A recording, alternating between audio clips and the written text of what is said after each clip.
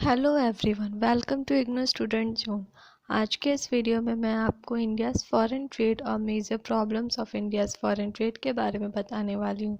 तो वीडियो को बिना स्किप किए पूरे एंड तक देखिए ताकि आपको सारे पॉइंट्स क्लियर हो जाए। अगर आप इस चैनल पर पहली बार आ रहे हैं तो इसे सब्सक्राइब कीजिए, साथ ही साथ बेल आइकन को प्रेस कीजिए ताकि मेरे आने वाले सारे वीडियोज़ के बारे में जानकारी मिल सके। तो चलिए वीडियो स्टार्ट करते हैं। तो ये है IBO 3 के यूनिट 1, ब्लॉक 1 का यूनिट 1, इंडियाज़ फॉरेन ट्रेड। तो इसका जो पॉइंट नंबर 1.6 है वो है major problems of India's export sector. तो सबसे पहले जानते हैं कि इंडियाज़ फॉरेन ट्रेड होता क्या है। उसके पहले हम लोग को ये जानना ज़रूरी है कि फ़ॉरेन ट्रेड क्या होता है। तो फ़ॉरेन ट्रेड का मतलब होता है कि कोई भी एक कंट्री जब अपना गुड्स को, जो प्रोडक्ट है जो मैन्युफैक्चर किया है उसको जब वो दूसरे कंट्री में उसको एक्सपोर्ट करता है, दूसरे कंट्री में भेजता है, सेल करता है, तो उसको फॉरेन ट्रेड बोला जाता है। फॉर एग्जांपल इंडिया के रिस्पेक्ट में देखा जाए तो इंडिया जो भी प्रोडक्ट मैन्युफैक्चर करता है, जो भी गुड्स प्रोड्यूस करता है, वो जब अपना गुड्स को दूसरे कंट्री में एक्सपोर्ट करता है, फॉर एग्जांपल अमेरिका, ऑस्ट्रेलिया, कहीं पे भी अगर वो एक्सपोर्ट करता है तो उसको फॉरेन ट्रेड बोला जाता है इंडिया के रिस्पेक्ट में, यानी कि वो इंडिया का फॉरेन ट्रेड हो जाता है।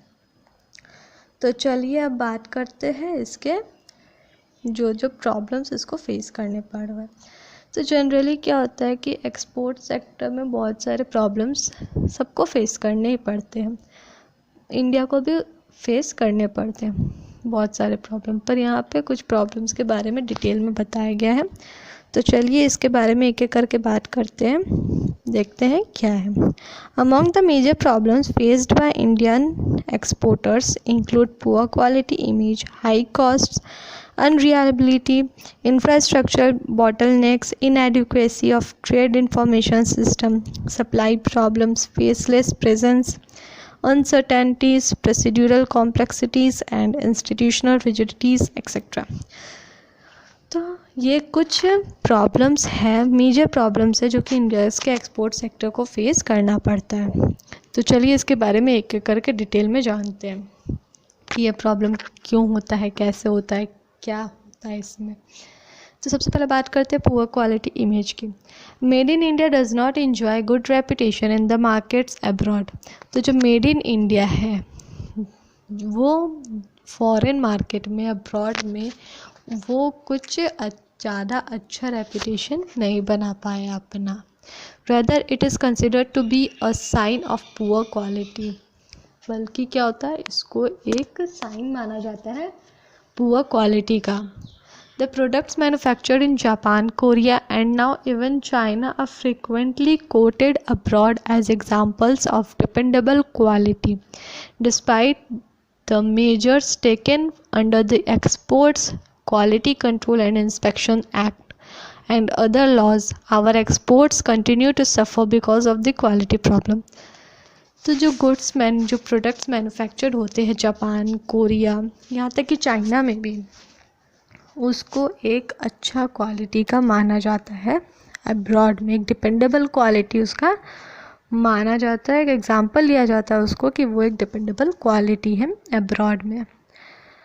पर क्या होता है ना कि बहुत सारे एक्सपोर्ट एक्ट जो होते हैं और भी बहुत सारे लॉज होते हैं, उसके अगर देखा जाए तो सारा चीज़ वो फॉलो करता है, पर फिर भी क्या होता है कि क्वालिटी प्रॉब्लम के कारण एक्सपोर्ट अभी भी सफ़र कर रहा है।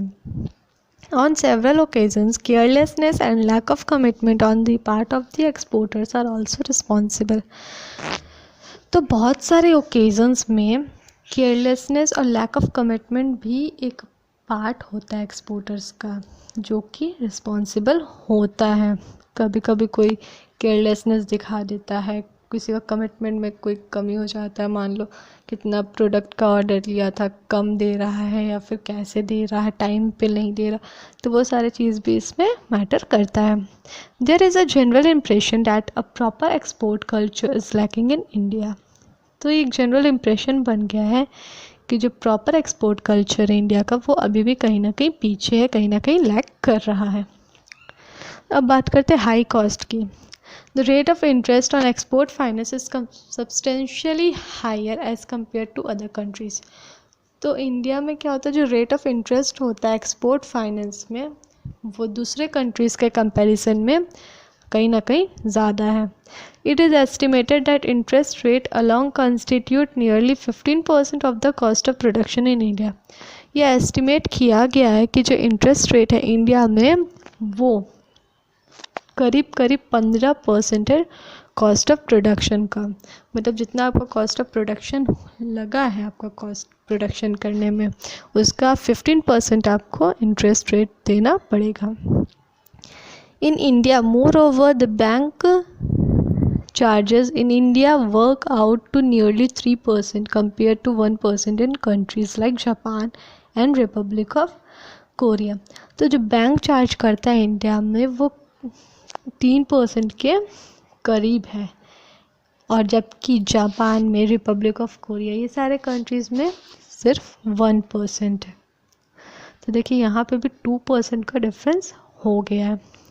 Similarly, the port charges in India are stated to be the 3 to 4 times higher than those of Colombo, Hong Kong, Singapore and South Korea. तो उसी तरह से देखा जाए जो पोर्ट चार्जेस होते हैं इंडिया में वो 3 से 4 गुना ज़्यादा है. Colombo, Hong Kong, Singapore, south Korea, ये सारे देशों के मुकाबले 3 से 4% या 3 से 4 गुना ज़्यादा है. Technological factors and low productivity also contribute to high cost of production in India. तो जो टेक्नोलॉजिकल फैक्टर्स होते हैं और लो प्रोडक्टिविटी होते हैं वो भी कहीं ना कहीं प्रोडक्शन का कॉस्ट को हाई बढ़ा कर देते हैं, ज़्यादा करा देते हैं. Further the advantages of economics of sale and ability of bulk supplies are not available in the Indian exporters. तो जो एडवांटेज होता है इकोनॉमीज ऑफ सेल का या एबिलिटी टू बल्क सप्लाई में ज़्यादा अमाउंट में सप्लाई करना, वो कहीं ना कहीं इंडियन एक्सपोर्टर्स के लिए अवेलेबल नहीं है.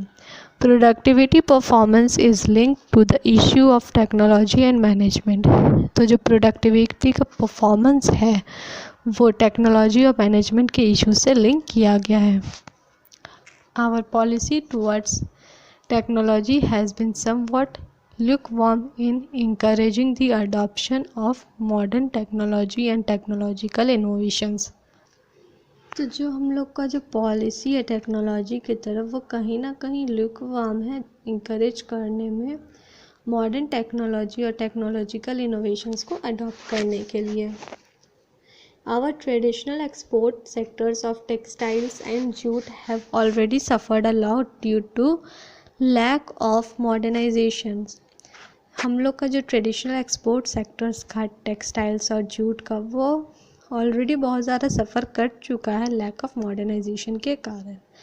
Where as many other competing countries have made rapid strides in this regard. पर बहुत सारे कंट्रीज़ जो कंपटीशन में है इस चीज़ के रिगार्डिंग में वो बहुत ज़्यादा रैपिड स्ट्राइड्स में बहुत ज़्यादा उसमें सक्सेस प्राप्त कर चुके, उसको सफ़र नहीं करना पड़ रहा है. अब नेक्स्ट बात करते हैं अनरिलायबिलिटी की. As pointed out above the products originating from India are considered to be of poor quality. जैसा कि पहले बोला गया है कि जो इंडिया का जो प्रोडक्ट ओरिजिनेट हो रहा है इंडिया से उसको पुअर क्वालिटी कंसिडर किया जाता है. Besides quality Indian exporters are regarded as unreliable on certain other factors such as going back on a contract and refusing to fulfill it on its original terms, inability to provide prompt after sales service. पर quality के अलावा जो है Indian exporters बहुत सारे other factors में भी पीछे है, वो फुलफ़िल नहीं कर पा रहे. जैसे कि कॉन्ट्रैक्ट साइन कर लिया फिर बाद में अचानक से उससे पीछे हट जाना, फिर जो ओरिजिनल टर्म्स है उसको फुलफ़िल नहीं करना, उसको फुलफ़िल करने से मना कर देना, फिर उसके बाद जो आफ्टर सेल सर्विस दिया जाता है वो तुरंत नहीं प्रोवाइड करना. जैसे कोई प्रॉब्लम हो गया तो वो सब चीज़ को लेकर के भी फेस करना पड़ता है. Exporters from countries like Japan, south Korea and Taiwan normally replace a defective consignment free of cost. तो जो कंट्रीज़ है like Japan, south Korea, Taiwan, ये लोग क्या होता है जो प्रोडक्ट एक्सपोर्ट कर रहे हैं, अगर उसमें किसी भी तरह का डिफेक्टिव निकल जाता है तो वो फ्री ऑफ कॉस्ट में कंसाइनमेंट को, डिफेक्टिव जो कंसाइनमेंट है उसको रिप्लेस कर देते हैं।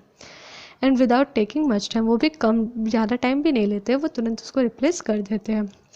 It is the prompt response or after sale service which protects image of the supplying country for generating additional business.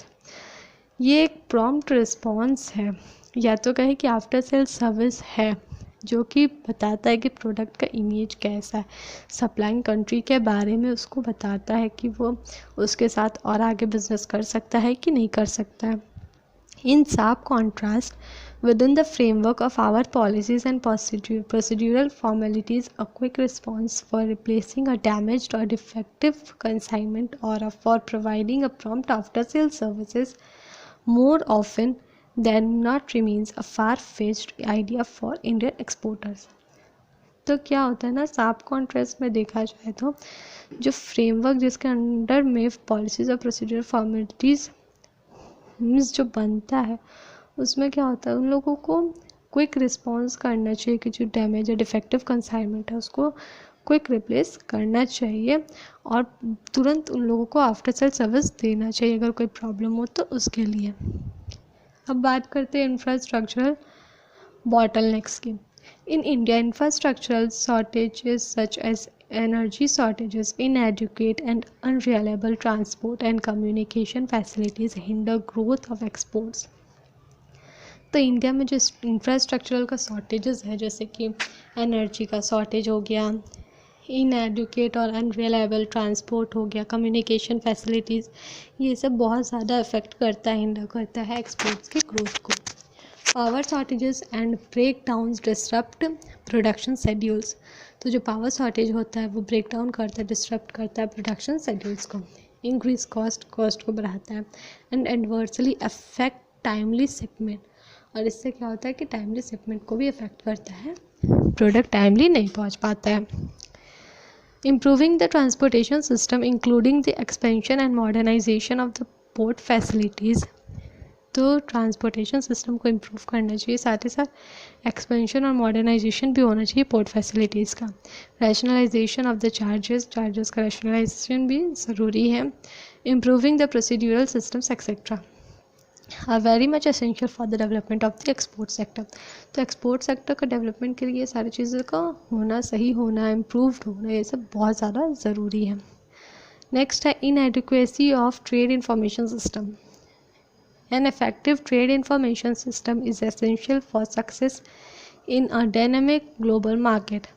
तो जो efficient trade information system है वो बहुत ज़्यादा ज़रूरी होता है ग्लोबल मार्केट में अपना सक्सेस पाने के लिए। Electronic commerce including electronic data interchange and internet are playing very significant role in world trade. तो जो इलेक्ट्रॉनिक कॉमर्स है यानी कि इलेक्ट्रॉनिक डाटा इंटरचेंज और इंटरनेट, वो बहुत ज़्यादा सिग्निफिकेंट रोल प्ले कर रहे हैं वर्ल्ड ट्रेड के बारे में। तो इलेक्ट्रॉनिक डाटा इंटरचेंज होता क्या है इसके बारे में मैंने अपने पिछले वीडियो में बता दिया है, तो आप उसे जा कर के देख ले, आपको इलेक्ट्रॉनिक डाटा इंटरचेंज के बारे में पूरी जानकारी मिल जाएगी। With the phenomenal expansion of the internet, it has become very easy in the world today to obtain information. तो इंफॉर्मेशन बहुत ज़्यादा जल्दी आज का डेट में मिल जाता है इंटरनेट के थ्रू। जैसे जैसे इंटरनेट एक्सपेंड किया है, हम लोगों को कुछ भी इंफॉर्मेशन चाहिए वो हम लोगों को तुरंत मिल जाता है। However, in India, because of lack of poor facilities of communication, it is not possible to depend on internet for obtaining latest trade information. पर क्या होता है, इंडिया में प्रॉपर फैसिलिटीज़ के कमी होने के कारण कम्युनिकेशन का ये पॉसिबल नहीं है कि हम लोग पूरी तरह से इंटरनेट पे डिपेंड रहे कि वो हमें लेटेस्ट ट्रेड इंफॉर्मेशन दे दे, ऐसा पॉसिबल नहीं है। Even if these facilities are available the same are very costly. अगर ये फैसिलिटीज़ अवेलेबल करा भी दिया जाता है तो ये बहुत ज़्यादा कॉस्टली होगा। Some of the developed countries have mentioned that they would not like to trade with a country whose exporters importers are not in a position to complete necessary formalities through the mode of electronic data interchange. तो बहुत सारे countries जो है वो mention कर चुके हैं कि वो ऐसे कंट्रीज़ के साथ नहीं करना चाहते एक्सपोर्टर्स और इम्पोर्टर्स का बिज़नेस जहाँ पे उनके पास जो है वो अपना जो फॉर्मेलिटीज़ है, नेसेसरी फॉर्मेलिटीज़ है, वो इलेक्ट्रॉनिक डाटा इंटरचेंज के थ्रू कंप्लीट ना कर पाए। In India satisfactory progress has not been made so far in this direction. तो इंडिया में क्या होता है, इस डायरेक्शन में कोई भी सेटिस्फैक्ट्री प्रोग्रेस नहीं हुआ है अभी तक। अब नेक्स्ट बात करते हैं supply problems. A serious drawback of the Indian export sector is its inability to provide continuous and smooth supply in adequate quantities in respect of several products. तो एक serious drawback Indian export sector में ये है कि वो continuous और smooth supply नहीं कर पा रहा है एडिक्वेट क्वांटिटी के साथ बहुत सारे प्रोडक्ट के रिस्पेक्ट में। The problem is that much of the exporting is the result of the residual approach। तो जो प्रॉब्लम ये है, मतलब ज़्यादातर प्रॉब्लम क्या हो रहा है, वो रेसिडुअल अप्रोच के कारण हो रहा है। मीन्स जो एक्सपोर्टिंग है वो रिजल्ट कर रही है रेसिडुअल अप्रोच का, rather than conscious effort of producing for export। The tendency for exporting what we produce rather than producing for export still continues to characterize the export behavior। तो जो tendency है exporting का कि हम लोग क्या produce करें, इसको ध्यान में रखने के बजाय हम लोग को ये देखना चाहिए कि जो प्रोड्यूस कर रहे हैं उसके लिए क्या होता है, एक्सपोर्ट का बिहेवियर को करेक्टराइज किया जाता है कि जो एक्सपोर्टर चाहते हैं वो हम लोग दे पाएंगे कि नहीं दे पाएंगे, सही टाइम पे उन लोगों को देना, ये सारी चीज़ों को ध्यान रखना बहुत ज़्यादा ज़रूरी होता है।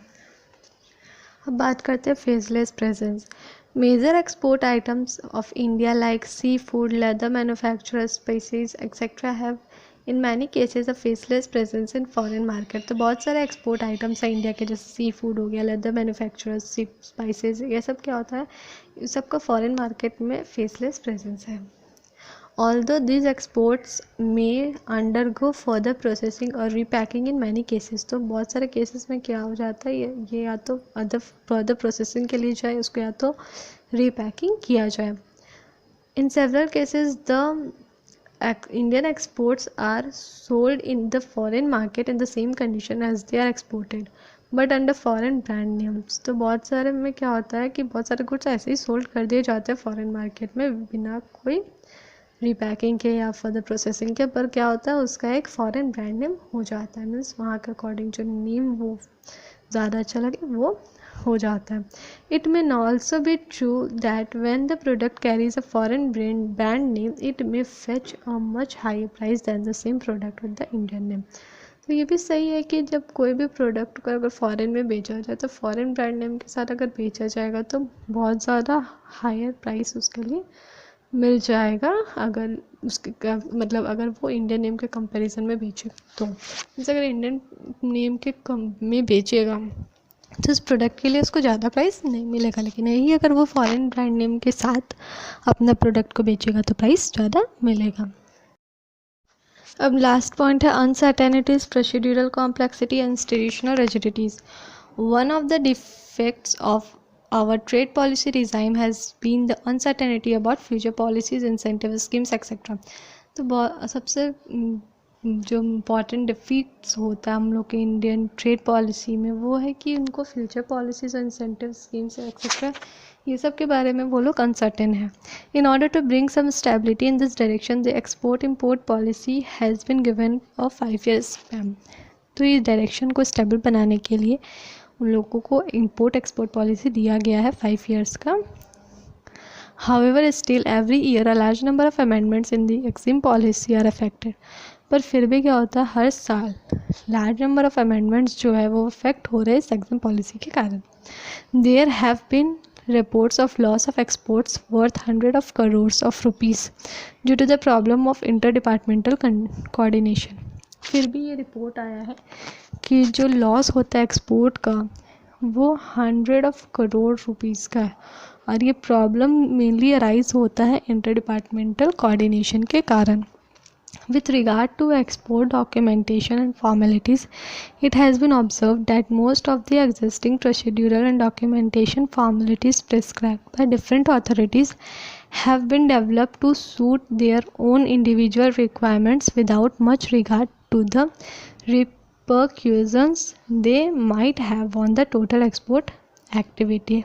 तो क्या होता है, एक्सपोर्ट डॉक्यूमेंटेशन फॉर्मेलिटीज़ के रिगार्ड में ये ऑब्ज़र्व किया गया है कि जो ज़्यादातर जो एग्जिस्टिंग प्रोसीड्यूरल और डॉक्यूमेंटेशन फॉर्मेलिटीज़ है जो कि प्रिस्क्राइब किए गए अलग अलग अथॉरिटीज़ द्वारा, वो डेवलप किए गए हैं ताकि वो सूट कर सके इंडिविजुअल के रिक्वायरमेंट को बिना कोई ज़्यादा रिगार्ड के to the repercussions they might have on the total export activity. With the export effort of the country is being intensified, it is necessary that the documentation and procedural formalities related to export activities are also streamlined and simplified so that they do not constitute impediments to the growth of the country's export trade. तो क्या हो गया कि जब export effort किया गया country के तरफ से वो इंटेंसीफाइड हो गया, तो ये नेसेसरी है कि जो डॉक्यूमेंटेशन और प्रोसीड्यूरल फॉर्मेलिटीज़ है एक्सपोर्ट एक्टिविटी से रिलेटेड वो भी स्ट्रीमलाइंड और सिंप्लीफाइड किया जाना चाहिए ताकि जो ये कंस्टिट्यूट ना हो इम्पेडिमेंट्स के. मीन्स जो कंट्री का ग्रोथ हो रहा है एक्सपोर्ट ट्रेड में उसमें ये बाधा कोई भी तरह से ना ला पाए. तो ये था कुछ मेजर प्रॉब्लम्स. तो एक बार इसको रिकॉल करते हैं. तो सबसे पहला था पुअर क्वालिटी इमेज. तो क्या हो गया कि इंडिया का जो फॉरेन मार्केट है वहाँ पे ये मतलब बन गया था कि इंडिया का जो प्रोडक्ट है उसका इमेज का क्वालिटी बहुत लो होता है. फिर हाई कॉस्ट, तो हर जगह का कॉस्ट, रेट ऑफ इंटरेस्ट हो गया, पोर्ट चार्जेस, ये सब अलग कंट्री मतलब अदर कंट्रीज़ के कंपैरिजन में इंडिया का ज़्यादा है. जिसके कारण क्या होता है कि प्रोडक्ट का कॉस्ट भी हाई होता है. अनरिलायबिलिटी, तो अनरिलायबल होता है कि वो मीन्स आफ्टर सेल सर्विस तुरंत नहीं देते हैं, डिफेक्टिव माल को तुरंत एक्सचेंज नहीं करते, रिप्लेस नहीं करते, तो ये सारी चीज़ें भी होती हैं. इंफ्रास्ट्रक्चर बॉटलनेक्स, तो हमारे इंडिया का इंफ्रास्ट्रक्चर का बहुत ज़्यादा शॉर्टेज है, बहुत ज़्यादा लैक कर रहा है ये सब चीज़ों में, जिसके कारण भी प्रॉब्लम होता है. इनएडुकेसी ऑफ ट्रेड इंफॉर्मेशन सिस्टम, तो कैसे कम्युनिकेट करें, इलेक्ट्रॉनिक कॉमर्स हो गए, इलेक्ट्रॉनिक डाटा इंटरचेंज, इंटरनेट, ये सारी चीज़ों में भी इंडिया कहीं ना कहीं बाकी कुछ कंट्रीज़ का कंपैरिजन पीछे है. नेक्स्ट है सप्लाई प्रॉब्लम, तो वो कंटिन्यूस सप्लाई नहीं दे पा रहा है, अच्छा सप्लाई नहीं दे पा रहा है, उस कारण से भी प्रॉब्लम होता है. फेसलेस प्रेजेंस, तो बहुत सारे मीन्स क्या होता है ना कि कोई भी चीज़ का पैकेजिंग पे भी फ़र्क पड़ता है. अगर पैकेजिंग अट्रैक्टिव लगेगा तो लोग उसे खरीदेंगे, अदरवाइज़ नहीं भी लेते. तो साथ ही साथ क्या हो गया कि इंडिया का कुछ फॉरेन के ब्रांड नेम में भी सेल हो रहा है ज़्यादा प्राइस के लिए. अब नेक्स्ट और last, uncertainties, procedural complexities and institutional rigidities. तो इसमें भी वही चीज़ है, एक्सपोर्ट इम्पोर्ट पॉलिसी दिया गया था ताकि जो भी प्रॉब्लम हो उसका स्टेबल किया जाए, पर उसमें बहुत सारे प्रॉब्लम्स आ रहे थे. हर साल बहुत ज़्यादा एक्सपोर्ट में लॉस होने लगा था, बहुत ज़्यादा चेंजेस की ज़रूरत है, बहुत ज़्यादा formalities, procedural formalities, documents required होते हैं ताकि प्रॉब्लम्स को सॉल्व किया जाए. तो आई होप आपको सारे प्रॉब्लम्स के बारे में जानकारी मिल गई होगी, सारे पॉइंट्स आपको क्लियर हो गए होंगे. आपको वीडियो कैसा लगा उसके बारे में कमेंट करके बताइए, और साथ ही साथ अगर कोई प्रॉब्लम है तो उसके बारे में भी कमेंट करके ज़रूर बताएं. वीडियो अच्छा लगे तो इसे लाइक कीजिए, अपने फ्रेंड्स के साथ भी शेयर कीजिए. वीडियो को पूरा देखने के लिए थैंक यू.